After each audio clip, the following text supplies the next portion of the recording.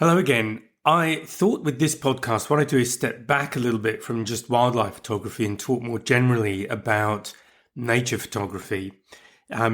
Essentially, what you need to think about are the same sorts of things, but I thought I'd step back a little bit because I do photograph other things in nature. I do quite like landscapes and also things like flowers, although to be honest, I don't shoot them very often. So I thought I'd just step back and look at any of those categories. So if we're thinking nature photography is probably the better description of what I'm talking about here. So before you do any photography, there are certain things you need to think about. And one of the things that I talk about a lot, if you've listened to my webinars or been on the webinars that I give, planning is a really big part of it. So you've really got to think about, first of all, the environment that you're going to. And with nature photography, so this is going to be pretty much exclusively outdoors.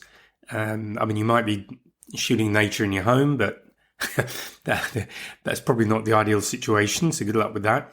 The big things you've got, first of all, weather, because if you're planning your shoot, you need to be aware of what weather to expect.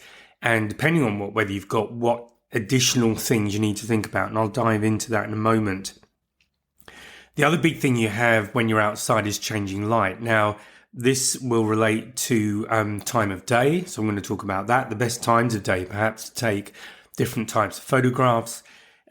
Also, though, if you're going out on a day where there's a lot of cloud and it's a bit windy, you'll find that the light may change as clouds come over and disappear again. And if you're in something like a wooded environment where you've got maybe very strong sunlight, above the trees, but you're in the woods somewhere, in the forest, wherever you are, you might find you have these bands of quite contrasting light and dark. So all of that takes you back to the impact that will have on the right exposure you need. So that also depends on the best way to set your camera. So I'm going to talk about these things. Finally, obviously you're in an uncontrolled environment anyway, as I've just described, and wildlife will tend to do its own thing. So the thing with wildlife, I think fundamentally, is to, first of all, understand as much as you can about the animal or animals you're trying to photograph so that you understand their behaviors, what they do at different times of day, what kind of behaviors you're likely to witness, sometimes if you're lucky, but what you're likely to witness at the time of day that you're planning to be there. And also just be aware they do their own thing. So you might get nothing, you might not see them at all. Animals will definitely be aware of you before you're aware of them. That in 90% plus of cases, that's what happens. So you need to be very wary of that when you're in their environment.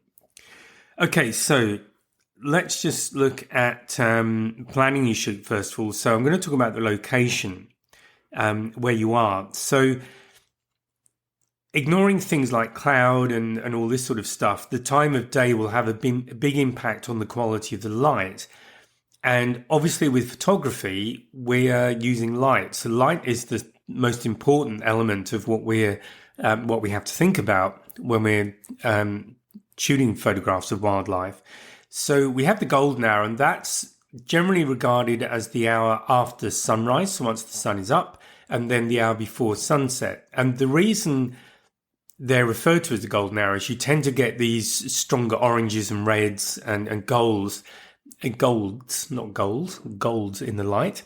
And that's caused by the light from the sun going through more and more air as it gets lower from our perspective on the horizon. So it's having to get through more air to get to our eye and dust and other things, and that changes the color that we see and the color that our camera will see. So for that reason, a lot of photographers, nature photographers, like to shoot in the morning, early in the morning, or late in the afternoon, evening, depending on when sunrise and sunset happen, where you are and at that time of year. So the other aspect, if you bring wildlife into the equation, often wildlife will be more active at those times. Certainly hunters tend to hunt, will often be around at those times. I mean, kangaroos, when I rode around Australia on a motorbike, kangaroos tend to be more active at dusk and dawn. So if I didn't want to get hit by a kangaroo leaping across the road and then getting followed by his mates while I was on my motorbike, I would tend to avoid going out at those times of day. But conversely, as a photographer, I wanted to get pictures of kangaroos. They're the best time. So just be aware of that. So research your subject, if it is an animal, and look at when they're active. Of course, that does mean that if you're not a morning person, you might have to just set yourself up for getting up at 5 a.m. to get out and photograph animals. And that was one of the things that, in fact, I've done this quite a lot, photographing wildlife, depending on where I've been. Certainly in India, where I was up at 5 pretty regularly to grab some breakfast and then get out so that I could be out early to photograph tigers. So that's the first thing to consider, really. And it's the most important, I suppose, in terms of what light are you going to have to contend with at the ideal time to capture your subject, because that has an impact not only on your alarm clock setting, but also on the gear that you need to take with you and how you need to use it. So we'll look at that next. So obviously, the first thing is your camera. I'm assuming you've got a DSLR or a mirrorless camera. They're likely to give you the best results in these scenarios. Having said that, for landscapes, I'll often use my smartphone, and your smartphone probably has a panorama mode, and that can be really good. Modern phones are very good now at shooting things like panoramas, and they can give you a perspective and a result that you can't get easily with a DSLR. So don't write your smartphone off, but I tend to regard it as a sort of secondary camera, which will give me a different set of results to what I can get on my DSLR. So that's the first thing. Second thing is lenses. Now, ideally for general nature photography, you're going to want a combination of a wide angle zoom and a telephoto zoom. So what I mean by the wide angle is something that will give you these very wide shots. So typically I'm thinking of landscape photography, where you've got a very wide view, and the telephoto will allow you to get in close. And that would be more for animal photography, bird photography, that kind of thing. Having said that, you can always cross them over. There's no hard and fast rules, but they're the general recommendations.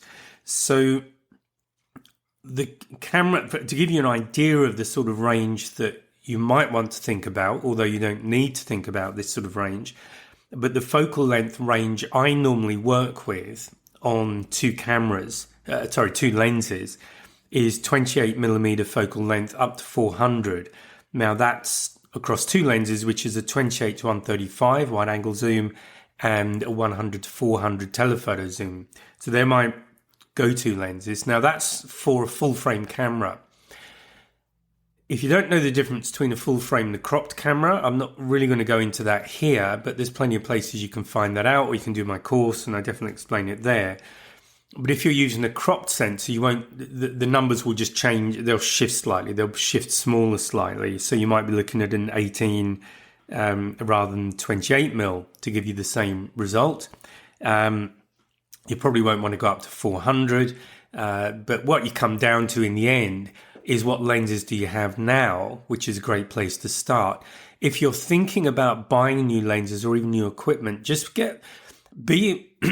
make sure that you do understand what your current equipment will give you, if you have current equipment, and most importantly, be aware of what it's not giving you. So which areas are the areas where your current gear, if you're thinking of replacing anything, is not delivering. So it might be that you don't have long enough focal length to really get the detail in the subject that you're shooting.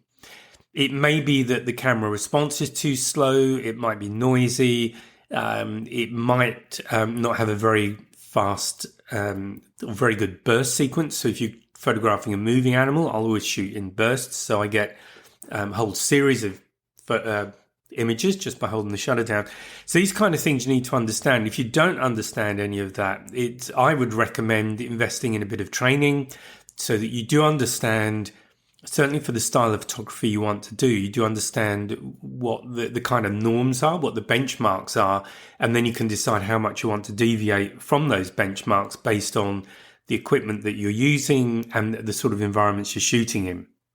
So hopefully that's helped a bit on the gear. But the first gear obviously is the camera and lenses. That's what everybody thinks about. But you might also need to think about protection from rain. So if you're in an environment that's wet, I use a splash protector, and that will fit over my telephoto and the body of the camera, and that keeps the water off. So I can use the camera quite happily in a wet environment and not worry about water getting onto the camera, more importantly into the electronics or anywhere else where it's going to be a problem. You might also be in a dusty environment, so you need to think about that, because I've had problems with dust getting between my camera body and the lens, and the sensor and the electronics stop working together. So if you're in an environment that is in any way going to be harsh towards the camera, do think about protection. And also for yourself, because you're likely to be out in this environment all day, or certainly for quite a few hours, particularly if you've had to get up early and go out there. So it might be cold, it might be hot, you might need a drink with you. All of these things, so all of the things I'm talking about with the camera, so rain and dust, think about yourself as well. Make sure that you have the right kind of clothing on and that you're comfortable when you're doing your shoot, because it is pretty miserable sitting there for hours waiting for something to happen and it might not, and you're cold and wet, and you're just kind of questioning why you really did set that alarm for 5 o'clock that morning. So they're probably the two major things: clothing, protecting your gear, protecting yourself. Always make sure that you've got sufficient batteries. I mean, I have 2 batteries in my camera anyway, and I make sure they're both fully charged before I go. I've never run them down on a single shoot, the pair of them, so it means I've got a backup. But if for any reason one of them isn't working so well, and batteries will degrade in their performance over time, so if you've got an old battery in your camera, just be aware of how well it's lasting, how many photographs it will give you. If it's starting to get a bit low, think about replacing it. SD cards. So again, I've got really big cards in my camera. So when I buy a new camera body, I will buy the biggest cards, and mine take SD and flash drive. And I'll get the biggest ones that it will support. The reason is that new cards will come out, and I have been caught out by this before. When I've had an older body, I bought a larger, I'm thinking of an old Canon EOS 1 that I had, EOS 1D, and I had a 1 gigabyte memory card, and I wanted to put 4 in there. And when I put the 4 in, the camera couldn't read it because the software wasn't up to date. Now, as it happened, because I was a professional photographer in Sydney, I was able to drop into Canon in Sydney, and they did an upgrade on the camera, a software update on the camera body for me, so I could then use the bigger card. But you might not be in that situation, and you don't want to spend money on cards because they can get expensive and then find the camera can't read them. So when I buy the camera new, I buy the biggest thing that it will support, and generally that's good enough. I mean, certainly these days, because I clean my cards regularly, once I've done the shoot, I get everything off the camera onto a laptop, maybe a portable solid state drive if I'm away, and as soon as I'm home, they go onto my storage drives. So I don't keep anything long-term on the cards in my camera. So I generally don't need a backup card, having said all of that, but it is useful perhaps to have one depending on what you've actually got. So another thing that I would recommend is, if you do have a bit of gear together and you're having to walk to or hike to where you're going to be doing your shoot, make sure you've got a good quality backpack. And what I mean by that is one that has hip straps, because what they do, they drop the weight of the pack onto your hips, and it's not that, so the weight isn't on your shoulders. And I don't know about you, but my back is not as happy with me as it used to be. So to be comfortable, I like to use, I'll only use backpacks with a hip strap now, because it just drops that weight low. It's just much more comfortable. I can walk for miles with a fully loaded backpack and it's fine. So I do recommend that. And bearing in mind that what you're carrying is probably your camera, one or two lenses, maybe a raincoat, maybe some water, sunscreen, hat if you're not wearing it, all these kinds of things, maybe even a little bit of first aid in case you have a bit of a mishap.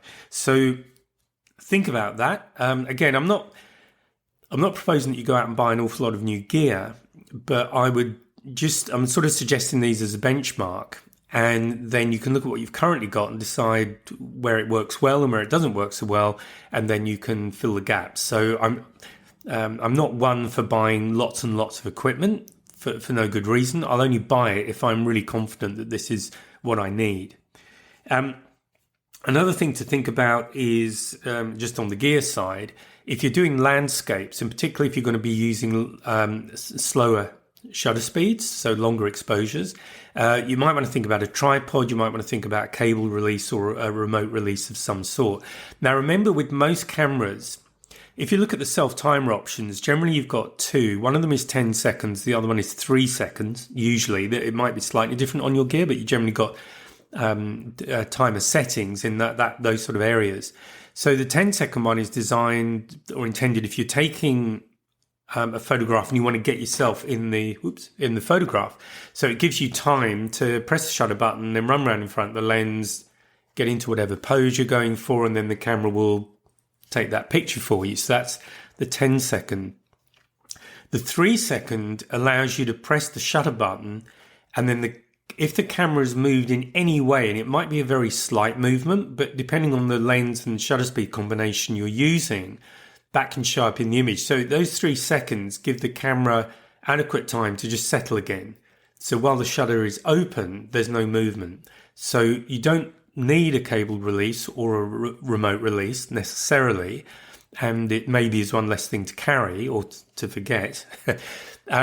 So there is a backup there. So again, it's about familiarity with your equipment, with your camera equipment, and what it will give you, not only in terms of taking the image, but what it gives you in terms of options when you're taking the image. So do make sure you're aware of what your camera gear will give you.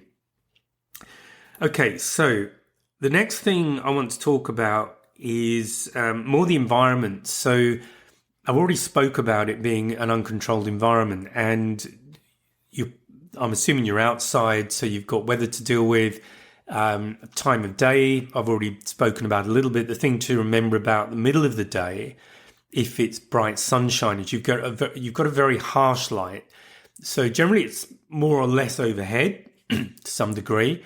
So that's going to affect the shadows that you get, particularly if you're shooting animals or anything that casts a shadow will give an effect. But it means that trying to get an animal's eye can be very difficult because the eyebrows and the whole area or structure around the eye is designed to provide some shade. So if it's harsh sunlight, your subject is likely to try and keep his eyes out of the direct sun anyway to stop being blinded, particularly as the animal might be having to be aware of its environment so it doesn't get eaten, essentially. So, very high on the priority list for it.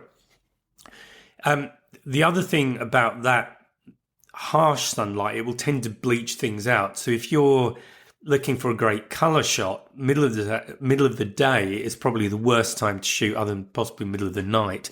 But this is why the golden hours, so the time, the 1 hour basically, or hour or so after sunrise, the hour or so before sunset, as I've already explained, they give you those orangey colors, those red hues, and they can create really atmospheric images. So it's something to think about.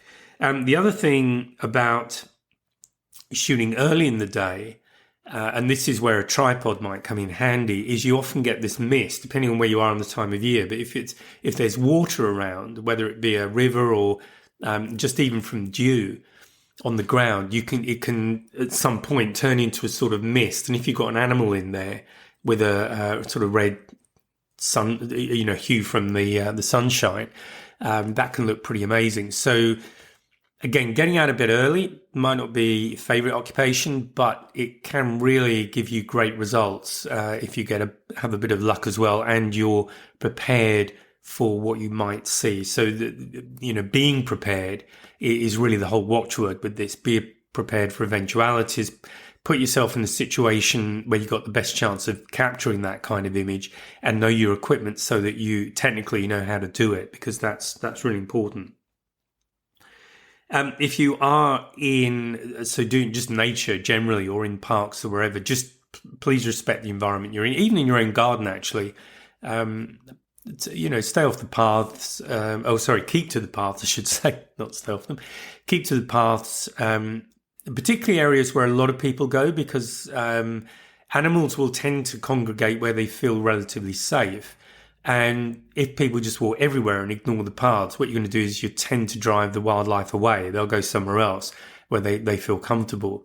So this is one of the reasons for staying on the paths. It also means any flowers, plants, anything else that's around that the animals use for cover or for food, they don't get trodden flat by hundreds of tourists wandering through, taking armed with massive telephoto lenses on their cameras. So do stick to paths, and even if it's your back garden, I recommend sticking to certain areas.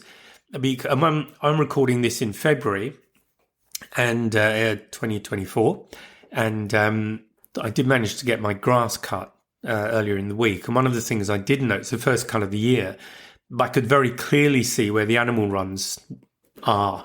So I live in the edge of a small town in southwest France, so it's quite rural here, and I get wildlife coming into the garden quite regularly. But there are certain runs I can see they use, so they're areas that I'll just stay away from.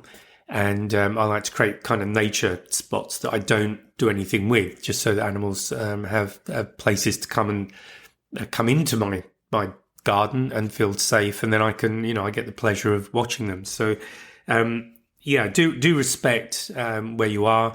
And there's the old adage, I can never remember which way around it is, but take only photographs, leave only footprints.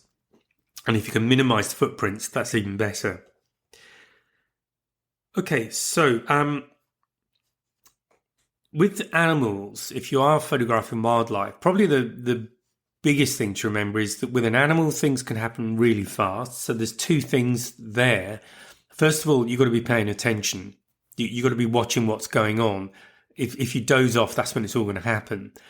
So that's the first thing. Second thing is on the camera itself, you want to have a fast shutter speed. Now, I generally talk in terms of, if you're talking thousandths of a second, you're completely freezing the action. If you're talking hundredths of a second, you're reducing the movement to a large degree, but you might have some movement remaining depending on where you are in the hundredths of a second. And if you're in tenths of a second or slower, you're then talking longer exposure. So you're likely to have a lot more movement in there if there are things going on. In fact, if you're looking at landscape, I'm going to come back to landscape, but I'll just say what I think of it. Do be aware that even though you're not photographing animals that are running about, you might still have movement from wind or breezes, those kind of things. So that can show up in the photo. Think about that. So getting back to the animal though, I would recommend, I tend to shoot in thousandths of a second. You might want to go to shutter speed priority on the camera mode. But yeah, pay attention and just be ready to go, and don't do the chimping thing where you take a photograph, you look at it, and of course then something even more exciting happens and you're not ready at all. If you want to practice photographing wildlife and you don't live in a safari park somewhere, or a national park or a reserve, birds are a great subject for a couple of reasons. One is they're everywhere, so you've got to be really unlucky if you live somewhere where there are no birds at all. The other reason they're really good, though, is they're quite tricky to photograph, because most of the time, if they're flying, they're going to be quite small. So it's quite difficult. It can be difficult for autofocus to find them, particularly if they're flying with things like buildings behind them. And, so this means you've got to be able to master your autofocus. So they're a great practice for that. Telephoto, the ideal length, I think, generally for bird photographs is 600mm, because it allows you to get in really close. But a 600mm lens is, in most cases, pretty heavy. It's very hard, if not, I'm not going to say it's impossible, but it's very hard to handhold a 600 and keep it steady enough to get a good photograph, because something that long, you need at least to be shooting at 1/600th of a second, and I would recommend going faster than that. But of course, as you go faster, you reduce the amount of light coming in. So unless it's a very large aperture lens, which makes it even heavier and bigger, you get these problems with the trade-off between ISO and aperture. And then, of course, with aperture, you're thinking depth of field. So basically, bottom line, bird's tricky. So practice as much as you can. And that will really help you get to know your camera. And that's the other really important thing when you do this, is to know your camera, particularly with wildlife. Because if something just kicks off and it happens fast, you don't want to be fiddling around trying to remember how to set it up, because you've missed everything. So you've really got to just instinctively know what to do, and also preset your camera as much as you can. So things like aperture, make sure you're getting a good exposure. If you're in an environment where the light is changing, it might be it's cloudy. It could be that you just at that time of day, it could be golden hour, one of the golden hours. And of course, the light is reducing or increasing steadily, but your eye is adjusting automatically as well. So you may not be conscious that the actual amount of light that the camera is able to handle is changing almost by the minute, pretty much. So the best way to handle that is to just take test photos every now and again, just to look at the exposure and then compensate with ISO or aperture or whatever you're doing, shutter speed, whatever you need to do to just keep that exposure correct. In post-processing, you can recover a photograph where the exposure isn't correct, but you're going to get issues with it to a greater or lesser degree. So I don't recommend it. Particularly if it's something that you want to really blow up and do a high quality print of. So you want to give yourself the best possible chances of getting a good result. And one of the best ways of doing that is to just keep checking your exposure and make sure that your settings are right, and then do it again a few minutes later. Okay, but yeah, so for animals, I think they're the key things. I mean, know your gear is absolutely fundamental regardless of what you're photographing. But pay attention, be patient, be ready to move quickly. If you want to capture the action, have your camera set to quite a fast shutter speed. You'll be the best judge of that, given the gear you have and the situation that you're in and the result you're going for. But that is definitely my recommendation there. Another thing that I do suggest when people are photographing wildlife is to just have a look around, look at Instagram, look at other things on the web, BBC, some of the wildlife shows, and look at how they're photographing the animal that you want to photograph. And that might give you some ideas about composition, the kind of photograph you want to get. And make sure you know how to achieve those as well. So again, practice is a really good thing to do before you go. Okay, so another thing that I do take photographs of occasionally, but they're worth mentioning because they bring up another aspect of photography in general, but certainly nature photography, and that's plants. And the key thing with photographing plants is depth of field, because often you'll have a plant or a flower or whatever it is, and it's in the middle of a lot of other plant flowers. And one of the things that you want to do with a good photograph is to draw the viewer's eye to your subject. Now, you might take them on a little journey through the photograph. You might use leading lines or something else to kind of take them through that image towards your subject. But however you do that, you do want it to be very clear what the subject is. And this is one of the most common mistakes that a lot of photographers make, particularly new photographers. When you look at their work, it's fine, nicely exposed, good lighting, color, all the rest, but you've no idea what you're supposed to be looking at. So depth of field is a great way of drawing the viewer's eye towards your subject and making it clear what the subject is. And that's particularly important where you're photographing one particular thing, so a plant in this instance, that could be among a group of plants, and you want to pick out one individual plant. So and depth of field is a really important element of the overall composition to achieve that. So you might need to have a tripod depending on what you're using and the kind of shutter speed you're using and all of that stuff. You will need to be aware of things like breezes and movement, because they may not be that obvious when you're looking at your subject.